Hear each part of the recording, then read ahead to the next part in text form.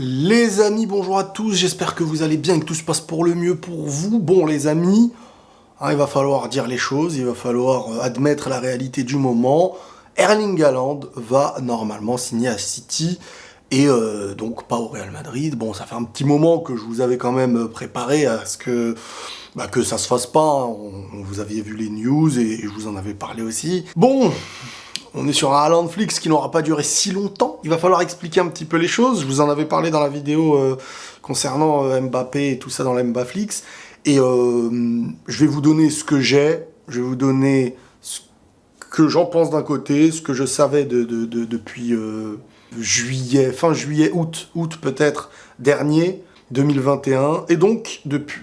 Comme je vous l'avais dit dans l'autre vidéo, je ne sais pas si vous l'avez vu, Erling Haaland avait un accord avec Florentino Pérez, avec le Real Madrid. Il devait venir cette année pour le nouveau Bernabéu avec Kylian Mbappé. Accord, les deux joueurs étaient au courant, le Real Madrid était au courant, c'est un accord verbal, il n'y a rien eu de signé si je ne me trompe pas. Bah oui, normalement, logiquement, ça va de soi. Et Erling Haaland, donc, devait aller au Real Madrid, c'était sa volonté, le Real voulait, Florentino, je crois même qu'il y a le papa d'Erling Haaland et tout. Donc à ce moment-là, moi au courant, avec des sources vraiment sûres, je pars du principe où je me dis, bon les gars, l'année prochaine, Erling Haaland et Mbappé, Kylian au Real Madrid, et... Bah non, parce que le foot, c'est triste et beau à la fois, le foot, c'est pas la vérité d'aujourd'hui, n'est pas celle de demain, et c'est vrai que je vous l'ai vendu le truc. Je vous l'ai vendu en mode l'année prochaine les gars, allez je me lance, Mbappé, Haaland, parce que c'est l'info du moment, parce que les joueurs c'est ce qu'ils sur le moment veulent, parce que il y a cet accord avec le Real, parce que, mais en un an il se passe 1 million de choses. Et qu'est-ce qui s'est passé? Parce que là, c'est que ma théorie maintenant. Ce que je sais c'était tout ça, mais pourquoi ça ne s'est pas fait? Je n'ai pas d'éléments concrets, donc je vais aller dans de l'explication que j'estimerais rationnelle, ce que je pense, le pourquoi du... J'estime sincèrement, on va aller par déduction et par logique, que si Haaland, et ça c'est du sûr les gars, Haaland avait un accord avec le Real Madrid clair, il voulait y aller et tout. Donc si ça ne s'est pas fait, c'est quelque chose l'a fait reculer. Lui ou le Real, ou les deux. Nous, on va se remettre dans le contexte de l'année dernière, j'allais dire de la semaine dernière. De l'année dernière, avant le début de saison, il faut reconstruire autour de Benzema. Vinicius promet pour le futur, mais Vinicius, pour moi, si tu recrutais, n'était pas un titulaire. Il était parti pour être un remplaçant qui met un petit coup de boost quand il rentre. En cours de saison, on a un Vinicius qui se réveille et qui devient un joueur clairement titulaire pour le Real Madrid, décisif. Benzema, meilleure saison de sa carrière. Donc tu ne peux ni toucher à Benzema, mais là tu peux même pas le lancer. Tu sais, vous savez, des fois il existe des propagandes, ça y est, tu ramènes un joueur, on n'en veut plus, il est trop vieux. Ça devient compliqué. Benzema intouchable, Vinicius ce serait bête, t'as un joueur comme ça, qui montre ce qu'il a fait cette année, et t'es là, tu te dis non mais on va te remettre sur le banc. Pourtant j'étais le premier les gars à dire l'année dernière que Vinicius c'est un joueur remplaçant. Pas pour le dénigrer, mais pour dire faut lui laisser le temps de grandir.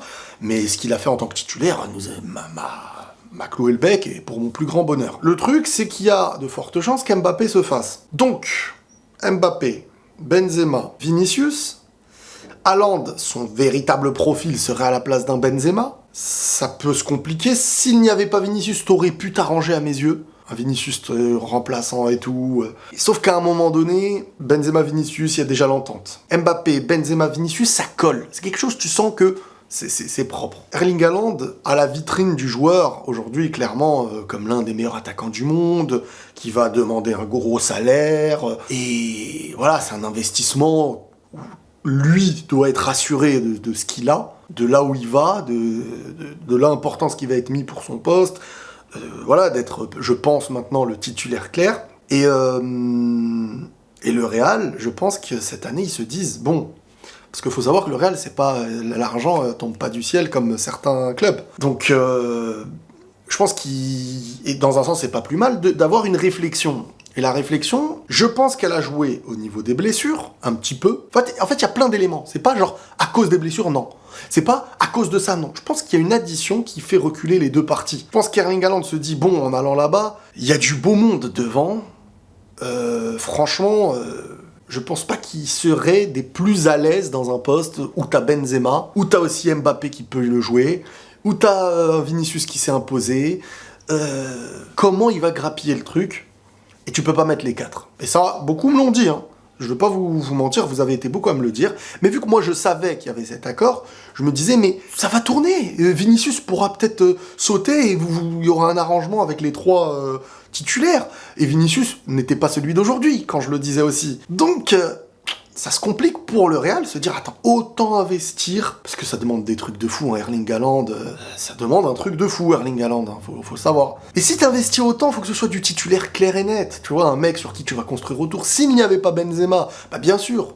Et moi, je vous disais quoi, ma logique, elle était, bah, Benzema n'est pas éternel, et si tu peux faire Erling Haaland, bah tu le fais, mais pour 10 ans au moins. Donc Benzema, tu l'auras pas pour 10 ans. Sauf que bah c'est peut-être pour 2 ou 3 ans le mec. Donc dans un autre sens, bah tu te dis, bah ouais, mais bon, on peut dire ce qu'on veut. Mais à la place d'Haaland, tu peux avoir un meilleur salaire. C'est bien beau de rêver du Real, d'aimer le Real, que ta famille te veut au Real ou certains trucs. Mais à un moment donné, bah c'est logique aussi. C'est logique aussi. C'est cohérent. C'est cohérent et je pense que dans les deux parties, c'est pas bête. C'est logique de sa part à Haaland et c'est logique de la part du Real. Et je pense que personne ne s'est battu. Je pense que les deux parties ont reculé. Je pense vraiment pas qu'il y a eu un forcing. Et c'est que ma théorie tout ça. Hein. Donc, d'une certaine manière, c'est logique. D'une certaine manière, c'est logique. Moi, j'ai été ferme. Je me suis lancé, on va dire, dans l'annonce que ça aurait pu être. J'ai eu tort par rapport à l'avenir parce que je sais que... Mais à aucun moment, je vous mens. Ça, je veux y revenir. Je ne vous mens pas. Je vous lâche vraiment les choses. Quand je vous parle avec certitude, je vous lâche les choses sur le moment. Mon erreur, elle est de parler parfois un peu plus, parce que je me dis, vas-y, logiquement c'est ça, parce qu'au présent c'est ça. Mais le présent n'est pas le futur dans le foot. Et... Donc au final, bah, vous avez un peu compris le truc, je pense. Hein. Après, sans parler des blessures aussi. Hein. Je pense que le Real a une mauvaise expérience avec tout ça. Est-ce que un aussi gros investissement pour un club qui, l'argent ne lui tombe pas du ciel comme ça, où tu peux investir un peu partout, si tu arrives à avoir un trio offensif, Benzema, Mbappé, Vinicius, tu te dis, est-ce que cet argent qu'on devrait jeter pour un joueur qui, au final, nous met des doutes dans le placement qu'on va avoir pour lui, qu'est-ce que ça va engendrer, qu'est-ce que ça va casser dans l'équilibre offensif, parce qu'à un moment donné, il faudra retirer quelqu'un, et ça ne pourra ni être Mbappé, ni être Benzema. Dans un autre sens, tu te dis, bon, il y a quand même beaucoup de blessures en ce moment, il y a le joueur, ça demande énormément, tac. Bon, je pense que les deux ont reculé. Personnellement, je pense que ça s'est passé comme ça. Et dans un sens, voilà, ceux qui voulaient cette future rivalité Mbappé, Haaland, bon, bah, ils joueront pas ensemble, et cette rivalité peut-être existera. Attention, Haaland a besoin encore de franchir des étapes. Il a explosé à Dortmund. Comment il va exploser, s'il doit exploser, dans un club? S'imposer dans un grand club, c'est pas comme s'imposer dans un club qui est un grand club quand même, mais vous m'avez compris. Je pense qu'il aura tout pour lui là-bas. J'arrive pas, je sais pas, Pep Guardiola, pour moi, c'est pas un joueur qui joue avec ce genre d'attaquant. J'aimerais bien voir ce que ça va donner. J'ai du questionnement, mais ça va être intéressant. Ça va être intéressant. Donc voilà, hein, je pense que le sujet Erling Haaland au Real est clos. Et avec un petit peu de recul, c'est pas forcément plus mal. C'est pas plus mal au vu de l'explosion cette année de Vinicius qui a imposé, qui cette année, tu sais que voilà ce qu'il assure. Il y aurait eu un risque de chambouler trop de choses. Maintenant, si Vinicius n'avait pas explosé cette année, bah j'aurais été vraiment deg. J'aurais dit bon purée, voilà, machin, truc.